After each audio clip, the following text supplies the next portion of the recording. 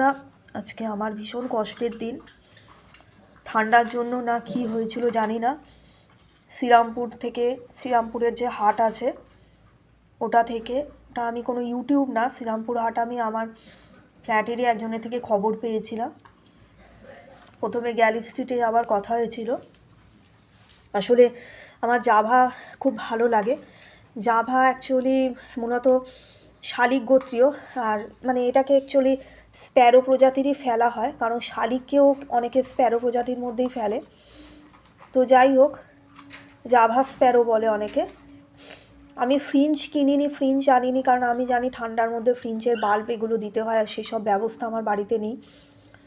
তো আমি অনেক শখ করে একজোড়া জাভা এনেছিলাম। তো আমার সঙ্গী এর যে সঙ্গী ছিল সে একা হয়ে গেল। আমি একজোড়া জাভা নিয়ে এসেছিলাম। একজোড়া জাভা আমি 350 টাকায় কিনে এনেছিলাম। তো খুব খারাপ লাগছে, মানে খুব অল্প দিন, মানে 1 মাসও হয়নি পাখিটা, 1 মাসও হয়নি।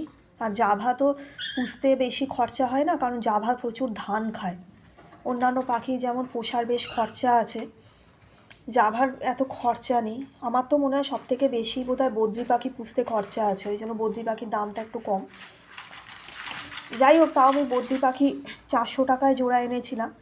তো সেখানে জাভা 350 টাকা নিয়েছে, একটু কমই বলা যায়, বদ্রির থেকে কম। তো পাখিটা বাঁচলো না, দেখে আমার ভীষণ খারাপ লাগছে যে পাখিটা এইভাবে চলে গেল। প্রচণ্ড মনটা খারাপ। কি হয়েছিল ব্যাপার আমি কিছুই জানি না। আমি আসলে এখানে ছিলাম না, ঠান্ডার জন্য না কিভাবে। খুব কষ্ট লাগছে। ওর আত্মার শান্তি কামনা করছি, আপনাদের সাথে একটু শেয়ার করলাম।